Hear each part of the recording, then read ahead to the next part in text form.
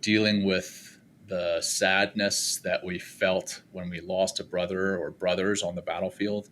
That was, hey, we can be sad for a moment, but now we have to move on, right? There's a mission at hand.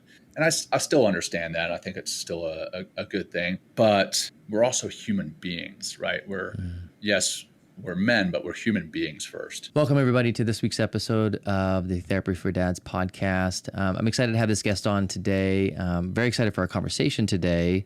And I think it's going to be very informative, insightful. It's going to be, I think, also very tangible and relatable, and might be even challenging a bit, depending on where you fall and your thoughts on this particular subject or your experience with this particular subject. But before we go into the topic, I first want to introduce Jon and welcome Jon to the show. How you doing? I'm doing great, Travis. Thanks for having me, man. I'm excited to be here.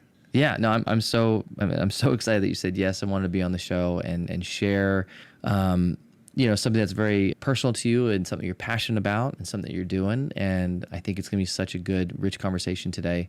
So before we jump into that, can you tell us a bit about who Jon is, just to give us kind of like an idea of what we're getting into? Yeah, sure. I guess you and your audience need to know a little bit about me so that they want to listen, right? Exactly. So yeah, Jon Macaskill. I am a 24-year Navy veteran, and of that 24 years, I spent 17 years in the SEAL teams or connected to special operations in some capacity. And backing up even prior to that, grew up in a small town of Ruston, Louisiana, and part of a big family, 5 kids, born in South Africa, moved to the States when I was 7 years old back in 1984. So definitely dating myself here, and grew up in that small town, Ruston, and then went from Ruston directly into the enlisted ranks of the Navy. From the enlisted ranks, got picked up and went into the Naval Academy. And then from graduating from the Naval Academy, went into SEAL training and the Navy SEALs afterwards. But what I do now is completely different than most people would imagine as a retired Navy SEAL. I teach and coach mindfulness and leadership and how those two go together, or mindfulness and leadership alone, either one alone. And that all started with some tragedy, actually. I was connected to an operation that went sideways overseas and lost a lot of friends. And that caused me a lot of survivor's guilt and anxiety and depression. And I initially self-medicated with alcohol and then went into abusing prescription medication.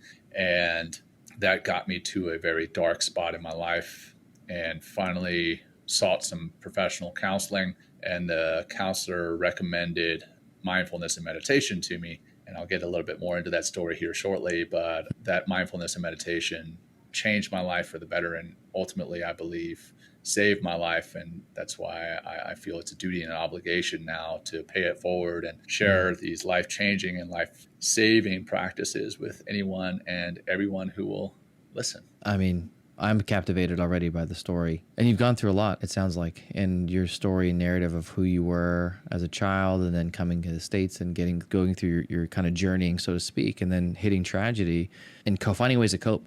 I think it's very common, finding ways that sounds like numbing and not feel, and just deal with the pain, not feel this pain anymore, and then finding mindfulness.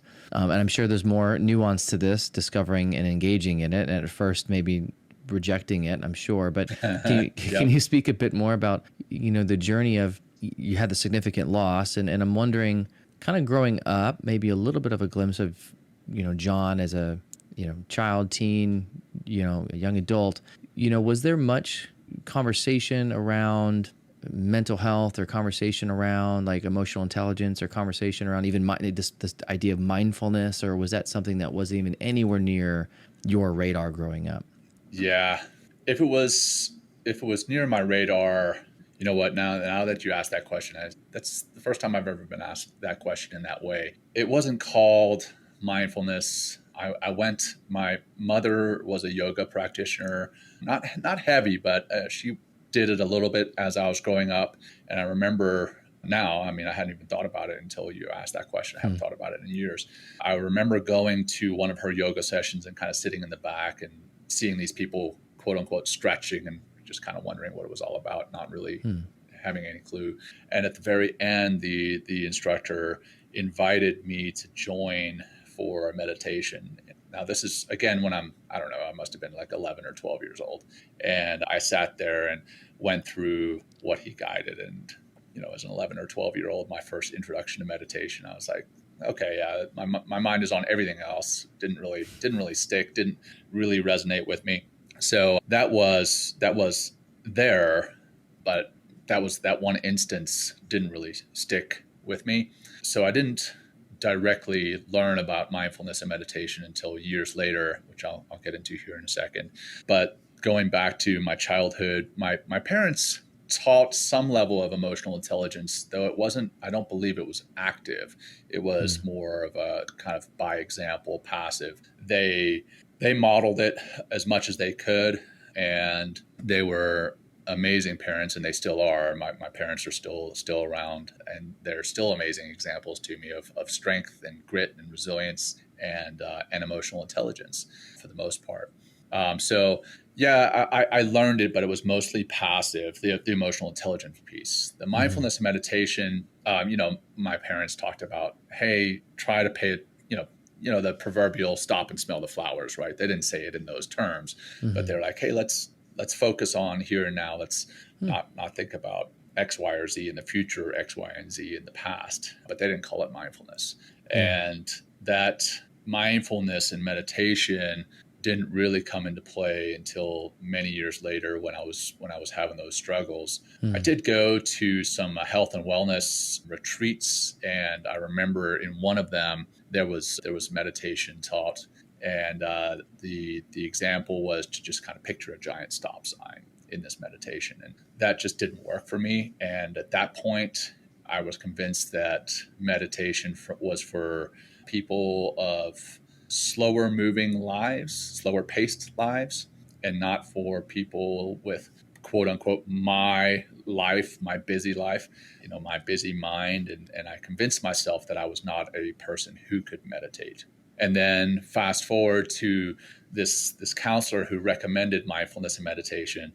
Because I had had that experience before, I kind of laughed in his face. And I was like, well, mindfulness and meditation is for hippies and monks and weirdos. It's not for me. Not for a Navy SEAL. Not for this Navy SEAL, right? And so he was like, well, what if I could give you a pill that would improve your performance personally and professionally, physically and mentally? And when he said it that way, I was like, yeah, doc, whatever pill that is, I'll take it, because as a Navy SEAL or a type A personality, you're always looking for an edge, whether that's an edge over the enemy on the battlefield or your buddy right next to you, you're always looking for an edge. And he's like, well, it's not a pill, it's mindfulness and meditation. So he sold this mindfulness and meditation, these two practices or ways of living based on performance. And I started practicing. I initially had challenges. I sat down for an hour-long meditation on day one, and it didn't go very well.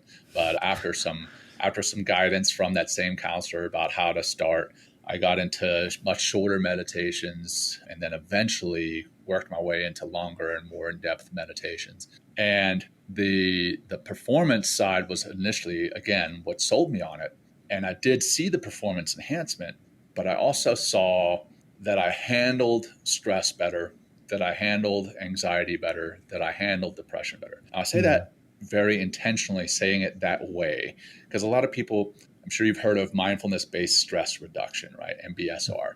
And I fully believe that mindfulness-based stress reduction, but I don't believe it reduces stress. What I believe it does is it gives you tools to better handle stress. So I wish it was called mindfulness-based stress handling or stress processing, because I don't believe it reduces it. And that's a fallacy. Like, stress is going to be in our lives. That's part of the human situation that we're in. Stress is there, but we handle it differently based on where we are in our lives, based on how much sleep we had, based on how much we're eating, based on how much coffee or caffeine we've had.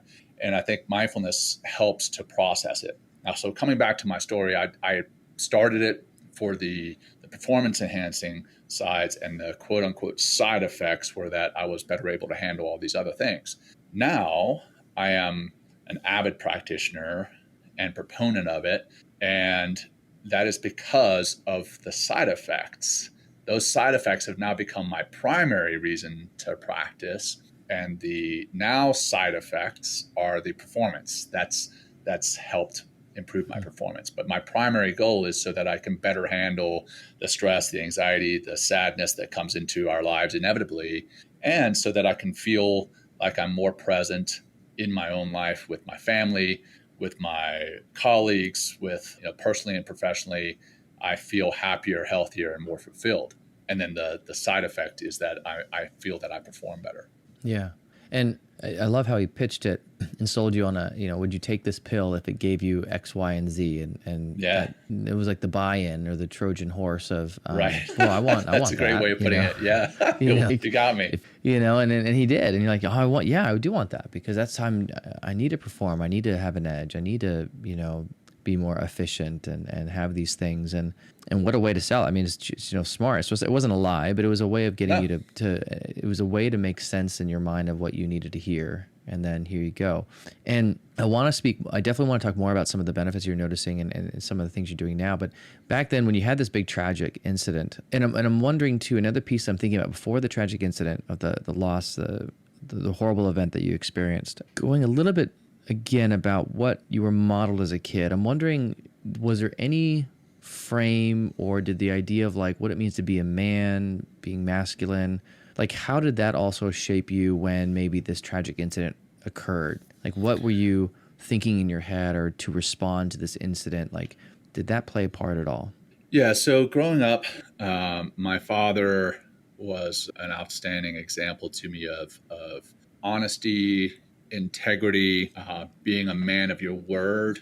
But he wasn't the typical stereotype of masculinity. He was and is still a cyclist who was very caring. Yes, he was the protector and provider for the family, but he wasn't he wasn't harsh.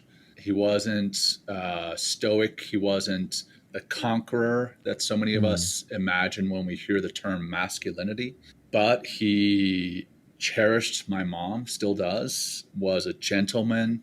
I believe that he modeled what a gentleman, but not the typical false bravado image that we get when we picture masculinity. Yeah. That image to me of what we all have in the past imagined as masculine, big, tough, full of muscles, can conquer the world, provide and protect all simultaneously, I think came from I had a track and cross country coach that was very tough, even though he was a track and cross country runner and somewhat small physically in stature. In my mind, he was huge as far as the way that he carried himself.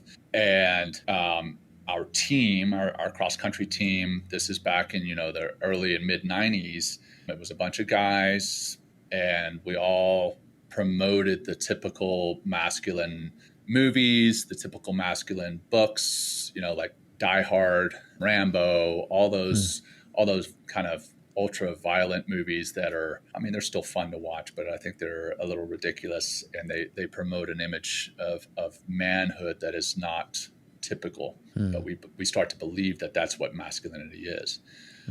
Fast forward that image that I had taken from the movies, from my coach, from the cross-country team, into the Navy and into the Naval Academy, that image is further kind of ingrained, right? You have to be tough to be a military member. And then take that and further refine it even more in the SEAL teams. The SEAL teams are a hyper masculine energy, and they kind of have to be. That we're very competitive. We are the protectors and the conquerors in that field. And because of that, emotional intelligence is not something that, at least at the time, was at the forefront of our minds. Dealing with the sadness that we felt when we lost a brother or brothers on the battlefield, that was, hey, we can be sad for a moment, but now we have to move on, right? There's a mission at hand. And I still understand that. I think it's still a good thing. But we're also human beings, right? Yes, we're men, but we're human beings first. And with that comes sadness from loss, comes times when you're going to feel inadequate and maybe you need to talk to somebody. And it's tough to do that in an uber masculine group, at least initially. It's tough to be vulnerable. Vulnerability was not something that we celebrated. I mean, as we've come to realize in the past years, I mean, Brene Brown is out there laying the groundwork on how vulnerability is a strength, and I fully believe that. But in her Netflix special that she has, she talks about, she sits down next to a guy on the airplane, and he says, "Well, what do you do?" And she says, "Well, I speak about courage and vulnerability." And he says, "Oh, you're talking about two different sides of the spectrum." Well, no, that's not the case at all. Vulnerability and courage and strength are all on the same sides of the spectrum. And in my mind, back in the SEAL teams, and I'm sure in many other guys' minds back in the SEAL teams, and still today, vulnerability is kind of looked at as a weakness. It's looked at as a chink in your armor, right? That is something we don't want anybody to know about, so we're going to hide it.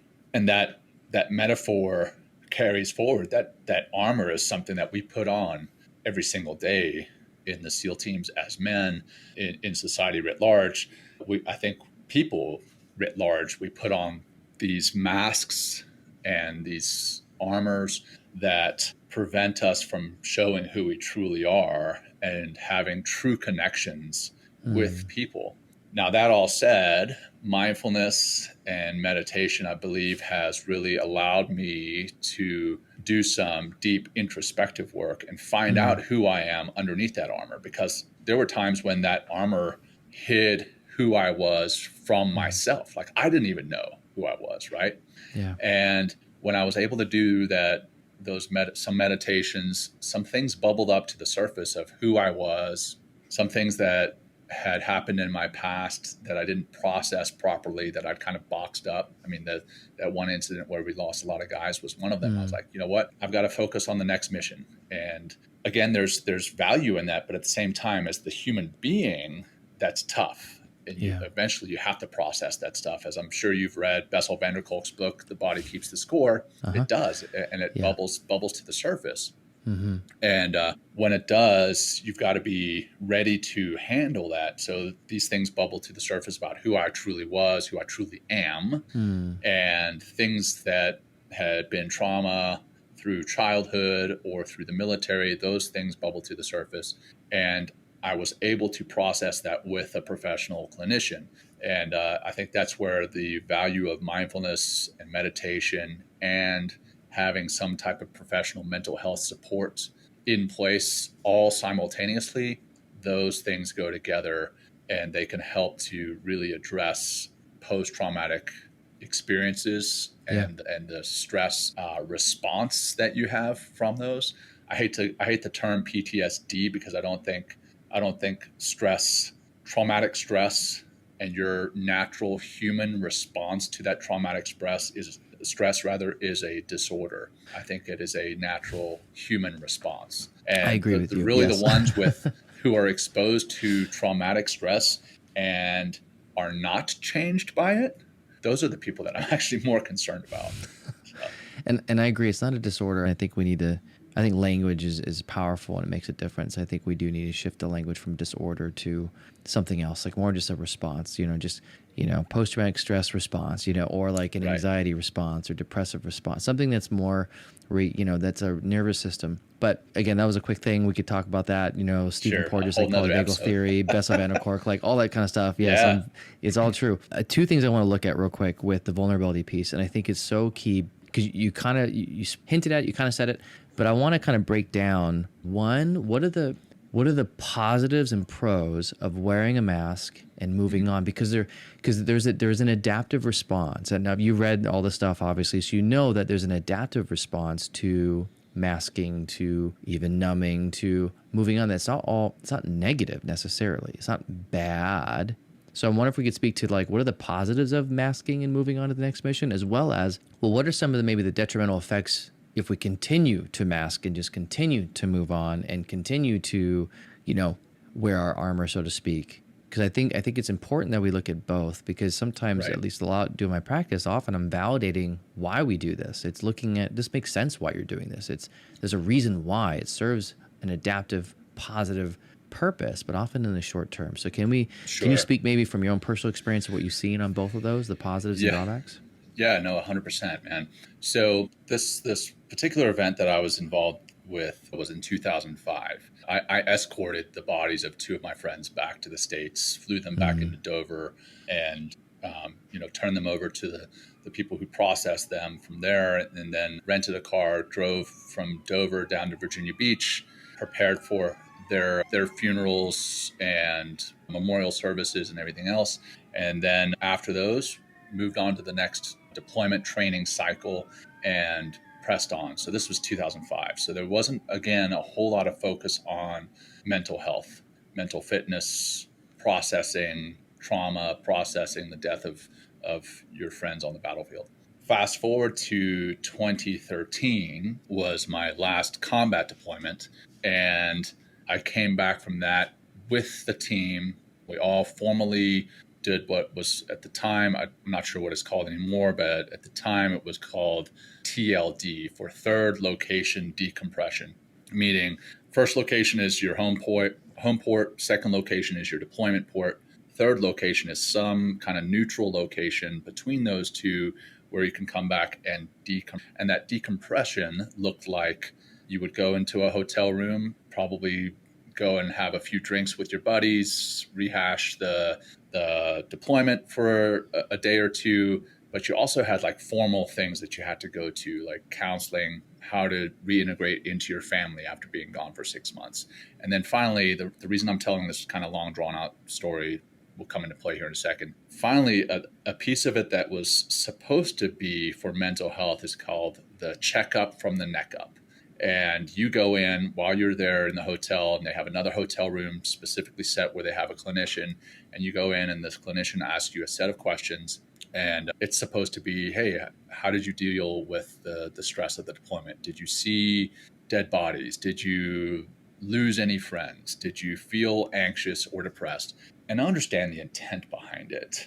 But coming back to that armor that we were all wearing, like the last thing that we want to do when we get back from a deployment is sit in some third location away from our families. Like we're ready to get back to our families, right? And the last thing that we want to do is tell a clinician, oh man, I'm really struggling with something, and now be potentially delayed even more from going to see our family. So I understand the positive intent there, and I appreciate the desire, but it was not fully thought through about who you're working with and their desire to get back to their families.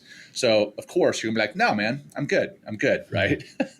So this checkup from the neck up didn't really work out. So now I tell you all that to say, in 2005, I boxed this stuff up from what I had seen, what I had done, what I had not done, because that can sometimes be just as detrimental to somebody's mental health as what they have done. Boxed that stuff up, moved on to the next deployment training cycle. And then in 2013, came back, different way of going through it, but mentally still did the same thing. I'm like, oh man, I'm good, boxing it up, let's move on. There's value in that because we are the special operators in the world, the military members in the world as a whole. We are an asset. We are an asset to the country, and we are here to protect and defend. Downside to that is that as much as we are an asset, we're, again, like I mentioned at the beginning, we are human beings. And yes, we need to be able to move on to the next target, the next mission at hand, the next ridge line that we call it in the military.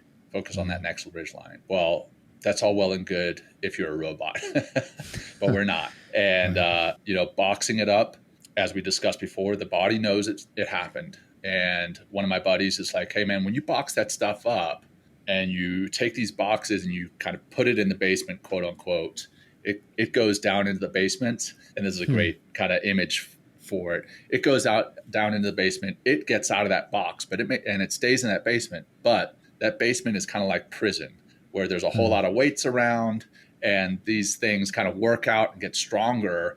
And then when you finally do open up that basement, all these things come out and they're that much stronger. So the only way to really get past these things is to process them. Now, do they have to be processed right away? No, but I do believe they need to be processed soon. So I think a way to do that is to do something similar to the the checkup from the neck up, but don't do it in between leaving the deployment location and being home with your family. At some point, you have to have some type of formal checkups, and I think they're doing that now. I think the mental health focus is much better, and it's not just mental health; it's mental fitness, like attaining and maintaining some level of mental fitness, and that includes processing trauma. It includes improving your memory and your focus and your ability to process things on the battlefield. So we have these things called the mind gym, which are great for us, but it's also dealing with the trauma, the anxiety, the stress, the depression that we may face in and after the military. I think what I heard, and I think the theme that we keep coming back to in this episode is the we are at the core of, not that it's rocket science to figure this out, but I think you're repeating it for a reason, because it's something that we can lose, is that we're human, right? You know, that at the core, we're not robots, and we need to treat the human in front of us and do it in a humane way, in a way that makes sense. And maybe the way in which we had it done and set up was well intended, and this TLD, this way of connecting, but in our minds, we were done, ready to go home, and didn't want to, because I'm wondering, was there fear around if I did say something, it would delay? Was there any fear of any other repercussions too outside of being a delay, of like, if I say something and sure, I can't see my family, and was there other possible things that was like? Yeah, there's a fear of losing your security clearance. All Navy SEALs have at least a secret clearance. Most of us have top secret or top secret SCI, which is secret compartmentalized information. And those clearances take a lot of time to get. And if you lose it, it takes a lot of time to get back. And if you lose it, you can potentially be taken out of the SEAL community as a whole at worst. Or at best, you can be potentially, delayed in your training or something. So there is definitely a reticence to admitting that you're struggling mentally, or that you at least have a challenge mentally. Now, that perception is actually not true. I mean, there's certain things mentally that if you display, they're definitely going to take away your clearance. But if you say, hey, look, I'm struggling with the loss of a friend on the battlefield, they're not going to take away your clearance. If you say, I'm struggling with some anxiety because of hypervigilance, they're not going to take away your clearance. They're going to they're going to help you to process that. They're going to get you to the counselors that you may need to see. So there's definitely a misconception in the military about, or at least there was. Now, you got to understand, I'm 3 years removed from the military, and even even prior to that, the last 2 years, I was somewhat on the exit ramp. And what I mean by that is I was starting to get ready to get out. So my stuff is dated, my information is dated, and I believe they're doing much better at that. And I believe that they're also doing much better at kind of squashing those rumors or misperceptions. Right. Because maybe at one point in time it was true, was my guess. Yeah. That the rumor, some level of truth. Maybe. Yeah. Or somebody may have said, hey, I'm considering taking my life, or somebody else's. Well, at that point, you may not want them around weapons, or I don't know again at what level these security clearances do go away, but they can be temporarily revoked and then reinstated. So anyway. And so, I mean, what I hear in that too is, this, whether it was perceived or real, that the brain, it was a threat to the nervous system, right? Yeah. Well, gosh, if I say this, there's a threat that in a way, if you think of it like a safety and threat nervous system, and you'll track me with this because you've read these books, but the nervous system is like, well, it's a threat that I have to be delayed from my family. I want to get home. It'd be a threat that if I lost my security clearance, to show what's really going on for me. It's a threat. Well, then what? Okay, then I'm not a SEAL anymore. I can't do my job. Then I can't. Yeah. That's a huge threat of your whole life, who you are, identity, livelihood, what you do. Because it is a threat to your identity. So many guys because they've put so much into becoming a SEAL and staying a SEAL, it becomes part of who they are. Sometimes it becomes all of who they are. And when the threat is there of having that part of their identity or all of their identity taken away, there's a big question that hangs of who am I if I am not a SEAL? And a lot of the time people feel that if they're not a SEAL, they're nobody. And that can be very tough psychologically. Sure. Well, because then who am I? I mean, that's like a soul, like that's everything, you know, that's like the biggest existential threat. Crisis. Yeah. And so I'm not going to go anywhere near that. So I gotta, you know, look to the next ridge. I got to keep moving. And it's about survival, that I got to keep surviving. And in fact, I did survive, and I can't stop to really think and smell the flowers or really look at this, because there's all these perceived and or real threats that if I do something, it might change who I am. And especially if my whole identity's in this, it's like, I'm not going to go anywhere near that. And then maybe some of the culture too of hypermasculinity, of no vulnerability, keep your armor on, which again serves a purpose. I don't want to knock that. I think there's, in some cases, in some things, you do need to have like compartmentalize and push on so you can do your job, especially as a first responder, or you know a SEAL. These kind of certain jobs that require some level of that for a time. And then, it's adaptive, right? It's about survival. So I got to keep going. But eventually we got to, like, I think the image you gave about the stuff getting stronger and working out in our downstairs basement is so true, because you're right. That stuff just grows. And the negatives of that is we got to then become more creative on keeping that door shut. And maybe that's why often men will turn to drinking or other things, because it becomes harder to keep that door shut. It becomes more difficult because it starts to kind of ooze out. It's almost like, I always give the image of like a boat that has holes, and if you have one hole, you know, I think of that cartoon, right? You could plug it with a finger, right? And then another hole, I'll plug that one, and then eventually, you know, you're plugging it, but eventually you don't have enough fingers and toes, and then you're doing this game of trying to plug it, but it's filling, and you're desperately trying to keep that thing from sinking. Sure. But it's a losing battle. It's almost like the game 2 Whack-A-Mole, if you ever played that game. You know? Yeah, as a matter of fact, funny you should use that term. We just interviewed Dr. Janelle McCauley, who's a friend of mine, and she's also a combat veteran and PhD and big mindfulness practitioner. And she said she used that exact same term, the Whack-A-Mole, is that we're putting out these different fires, reacting to these different stressors throughout our day, throughout our lives.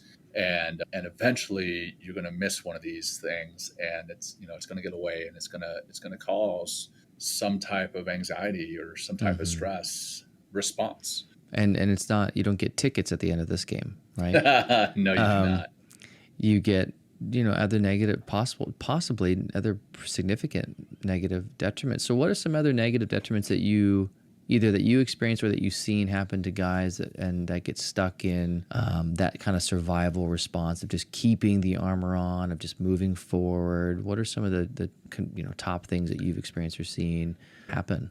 For myself, it was difficulty to relate to others. I'm on my second marriage, and I don't harbor any ill will towards my my ex-wife, but I struggled to relate to her and understand the challenges that she was having in her own life, and connecting with her on a personal level, on a romantic level. It was next to impossible, because all I kind of thought about was, hey, I've been exposed to trauma, and I need to squash this trauma. It took time and energy away from me to where I wasn't able to devote that time and energy to having any type of emotional intelligence, at least not at home. The professional side of me, I still felt that I needed to be that professional, and I devoted time and energy to being that good leader in the workspace. But then when I went home and I was able to drop that armor, it was tough for me to be the human being and the husband that I needed to be. And I know as men, that's something we often do, is we portray a different image professionally than we do personally. And even that personal image that we display to our family and our friends can be very different than the private image that we truly are.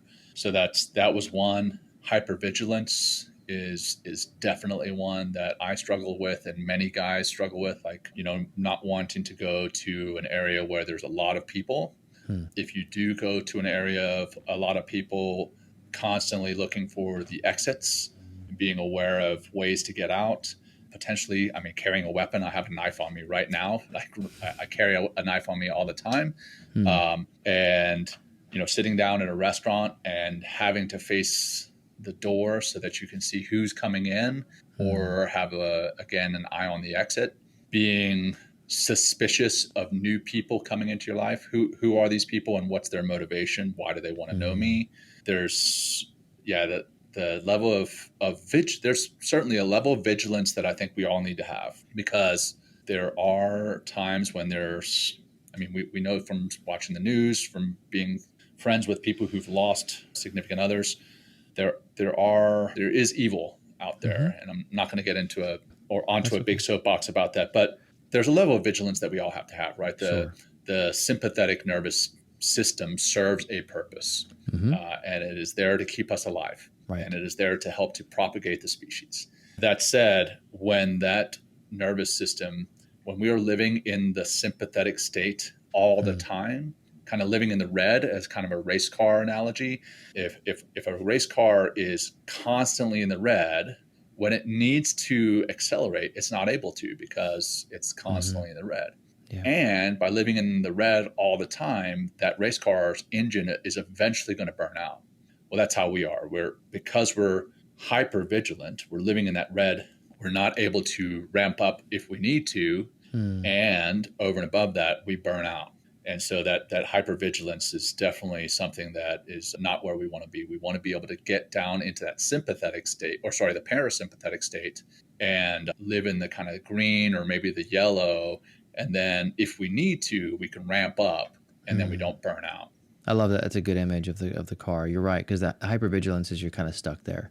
And that leads to a bunch of things, breakdown of your body, fatigue. People have bowel issues, hair loss. A whole bunch of issues can come from living that way. And it's kind of you're stuck in sympathetic, and you're stuck in a fight flight state, and you can't really relax. And you also can't really engage with people either, right? You can't, because that part of your brain it's like in a way kind of disconnected, because you're in your survival brain. So you're constantly on edge. So you can't really just engage. You can to some degree. It's not like you can't, but it's different than kind of that ventral parasympathetic. I could relax and drop my shoulders, and I don't need to be on guard, because in a sympathetic state, it's more cues of threat than safety. So it's more threat, and so you have to kind of stay alert. And so, and I think a lot of guys too that I've seen that are stuck in sympathetic, to get out of it won't be through mindfulness, which helps you get down to parasympathetic.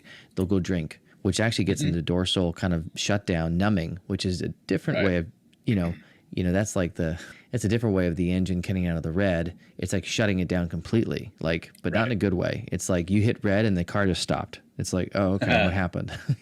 I ran out of fuel or something. So it works in the sense that it stops that sympathetic energy, but it not an effective way long term, because it just you just numb out and disconnect and disassociate, which is often from post-traumatic stress response and some other things as we go to that numbing, disconnected state as survival. Again, trying to stop the body, to forcing it to slow down. But that could also too have some detrimental effects. So I think it was a great example of being hypervigilant, because that's a very clinical term, which you get because you've done it. But I appreciate the nuance, and I think those listening kind of got a sense of, oh yeah. It could also, I think, I've seen it as constantly anxious just in general. You may not know why you're anxious or overly worried about just things and things happening, and your brain can't stop. You just kind of have this energy that is just there. You might wake up anxious or worried, or go to bed and can't sleep. Your mind's racing, things like that. Right. And, since this show is Therapy for Dads, I want to kind of bring in what that could look like as a father, right? Yeah, please do. Now, I do believe I'm starting to manage my hypervigilance, but I have 3 young children, and the hypervigilance comes into play in trying to protect them from being hurt in any way. It comes into play in being very cautious of who they play with, as far as other children, and what their parents have taught them as far as being risk averse or not. And again, there's a level of vigilance that is healthy, awareness rather, maybe not vigilance, a level of awareness that is healthy. But when my kids go to a playground and there's other adults around, I am very alert of who these adults are.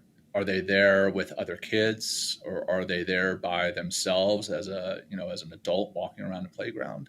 And again, I think there's a level of that is healthy and important to have. But when it starts getting to the point where you're like, I don't want my kids around any adults aside from me and my wife, then maybe there's a level of vigilance that has gotten from vigilance or awareness into hypervigilance.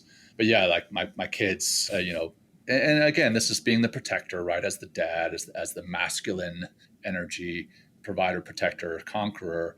If my kid is doing something that's going to get them hurt, there's a desire to keep them from being hurt. But at the same time, kids have got to learn, right? We all learned growing up. We got hurt, and inevitably they're going to get hurt. There's no way that you can protect them from everything.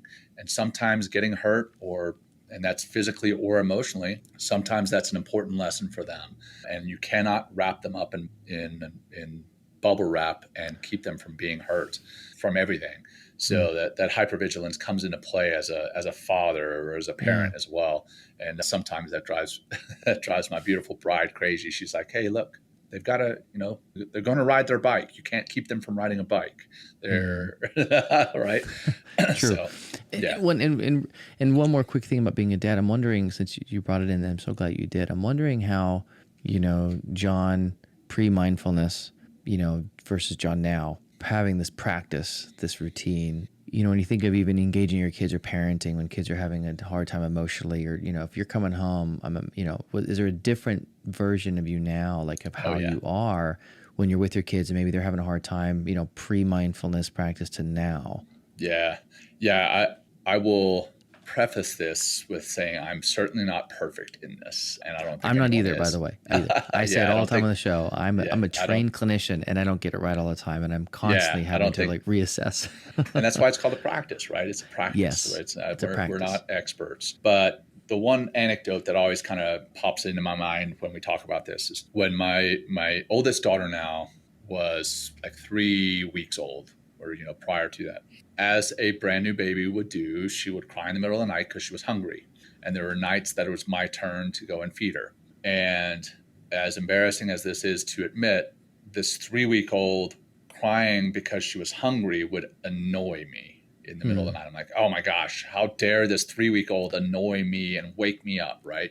So embarrassing to admit. So I would get this bottle, warm it up, take it back to her. I'm feeding this beautiful little miracle. I'm holding her in my arms. And what am I thinking about? Work. I'm thinking about work the next day. I'm thinking about what I screwed up the week before.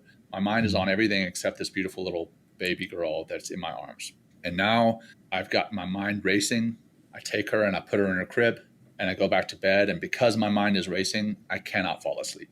Now, fast forward. This is around the time when I'm becoming an avid practitioner. Fast forward 2-3 months. Still, she's getting up in the middle of the night. I'm still having to feed her. But the way that I think about it is, oh, this is awesome. This is my time to spend alone with her, right? Go warm up the bottle, get her, have her in my arms. And what am I paying attention to? I'm paying attention to her and the little coos and noises that this 3-month-old is making. And I'm paying attention to her reaching up and grabbing my fingers. And I'm in the here and now, which that is in and of itself mindfulness. And then when I'm done, I put her in her crib and I go back and I lay in my bed and I'm able to fall asleep because I haven't ramped my mind up. That to me, granted this is years ago now, that to me is an anecdote that's like the before and after Jon with kids. Now, how this comes into play now is I come home from work and it's very easy to get wrapped up in this thing, my phone, and be like, I'm going to continue work even though I'm at home. But the mindful Jon will be like, hey, Jon, put your phone aside. You're at home. Let's enjoy this time of, again, being a human being instead of a human doing. The human being spending some time with my beautiful bride and my beautiful children, because that time is limited. We spend more waking hours at work than we do waking hours with our family. Yeah. unfortunately. And before we know it, those children who are still very young are going to be grown adults, and they're going to be going out and doing their own thing, and they're not going to need me. And at that point, then I'm going to be like, man, I wish I had put the phone down. I wish I had worked less and spent more time with my family. So the mindful Jon, again, is still not perfect, but the times that I am not being mindful, are I'm more aware of them, and I can halt those faster than before I was mindful. Yeah. And again, this human thing keeps coming up, and human being versus human doing. And I forgot who said that, but someone did. John Kabat-Zinn or someone like that. But I remember like, oh yeah, it's true, because we're such a doing. We do. Right. And there's, I think, a time and place for doing. We need to be able to do. Just like you said, there's a time and place for the mask or the armor needed, or to be able to move on and compartmentalize and say, right now, I need to focus on this. Right. And right now, that's okay, temporary, but I need to go and kind of unpack that. What's this really about, and process, whatever I need to do. And even as a dad, going from this place of being stuck in a sympathetic, activated mobilization state of anxiety, she woke me up, what the heck? So you're already kind of actually activated, which is your nervous system. It's kind of a threat, right? It's threatening your nervous system of sleep. I'm up, and now my mind's racing. And so versus now the mindful Jon of practice, and I know I'm not perfect, and we always say that. I'm glad that you do too, because the reality is it's a constant practice, no matter till the day I think we leave this earth, whenever that might be. Is that it's a constant daily awareness of, where am I? Am I stuck in doing? Am I stuck in sympathetic or hypervigilance? Am I present? And then now this Jon of practice could connect with your daughter and actually be in a ventral parasympathetic state, a calm, connected state. So you're able to engage back then her coups and, be just slow down and then fall asleep. And even now, as you could come home and put the phone down, and I can be present. My mind isn't stuck on work, and that's not ruling my life. Right. Now, a thought might come in, right, or a feeling, but part of the mindfulness practice is, okay, just a thought. I could give attention to it, or I could just let it acknowledge it. Not suppress it, not stop it, because you can't do that. It's like trying to stop waves coming in the ocean. Right. No matter how hard you try, that wave's coming. But it's more about redirecting the energy and saying, oh, I see you. Here it is, and let me move on. And now you can be more present, Jon, and and aware of, like you said, awake, being, and knowing when you need to be in that doing mode, knowing when you need to be kind of have that vigilant awareness. Like you said, there's a degree to which we do need to have awareness and not have blinders on. Sure. And it's this kind of space, right? It's this spectrum of not being totally stuck in hypervigilance and not totally like checking out, like, well, living, especially from someone who also was a SEAL, because to some degree you need to be vigilant. Like you have to be vigilant, right? Sure. Going out in the battlefield, you can't just be, I'm just going to walk around and, just kind of lollygag. It's like, you can't do that. Like you have to be vigilant and aware and tuned and in sympathetic. Sympathetic enables you to survive. So these aren't bad states, but we need to know when we're in these states and the purpose they serve. And do we need to be in that state right now? Is this state actually effective for me in this context when I'm with my kids or my wife or my friends? Do I need to be activated, or do I need to, like check in and slow down? And so as we start to come up to a close, I want to ask this question, and I'm curious if you could talk to Jon now, back then, when Jon was coming, he just had this experience. What is something you could say or be with him now that might help along his journey, something he might needed to know or have an experience with that just might have spoken to him more specifically, or might have be penetrated, so to speak, in an effective way, that maybe taken a piece of the armor off and delivered something to him that he can maybe receive? Yeah. I think if I was able to go back and talk to the Jon of 20 years ago or 10 years ago, or even 6 years ago, I think I would tell him that you are enough, and that the real you is enough, not the you that you portray yourself to be, not the you that is seen by everybody else underneath the mask or underneath the armor, but you without the mask and without the armor are enough. Sure, it's still like we've covered already in the conversation. There's times when the mask and the armor are appropriate, but I think there's a misconception that you are not enough unless you're wearing that armor. And that's not true. So I think that's what I would tell them. Yeah. Well, I thank you and for talking, Jon, and I keep talking, but gotta close up here. But I would love to. I could probably talk for another hour about this stuff with you. And where can we find you? Like, if people want to connect with what you're doing and see the work that you're doing and kind of teaching. And by the way, you have your own podcast called Men Talking Mindfulness. By the way, I want to make sure we pitch that, because this is all about mindfulness and teaching it and talking about it and having conversation and education and giving it away. But where can we find you? Where's all that stuff located? Yeah, thanks for that opportunity, Travis. Well, first off, the podcast is called Men Talking Mindfulness.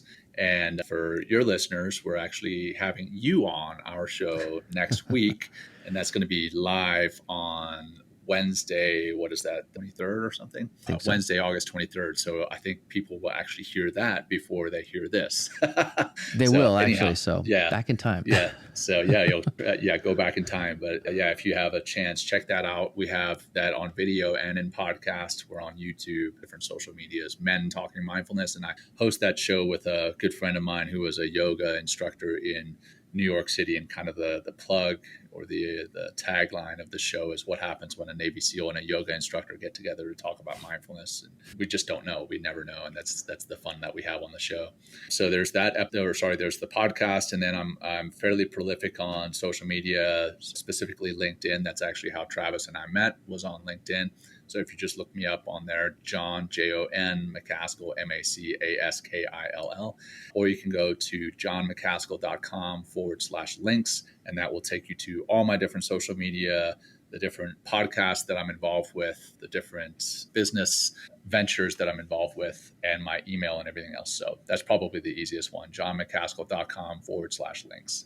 Okay, right. And that's all me in the show, guys. All the links for Jon, hyperlinks, click on them. They'll be clickable. It just make it easier, but you could definitely type those in or click on description. They're right there to click on to make it even easier for you. If I can make it easier, I will. You could also type it manually. And Jon, thank you so much. I definitely have to have you on again, because there's tons of other questions I want to ask about what would Jon do. Like, one question that came to mind that we don't have time to answer is like, what would Jon do now if he could help the military better teach mental fitness? What would he do differently versus this kind of meeting in the hotel room? I'm sure you have a whole thing on that, but I think maybe they're doing it now, like you said, but there's so many other questions I want to ask. But it's been so honored to talk to you, and thank you for sharing personal stuff and about who you are, and blessings to you and your family today. And I can't wait to be on your show next week. Thank you, brother. Thanks for having me, and thanks for what you're doing. It's much needed, so I appreciate it.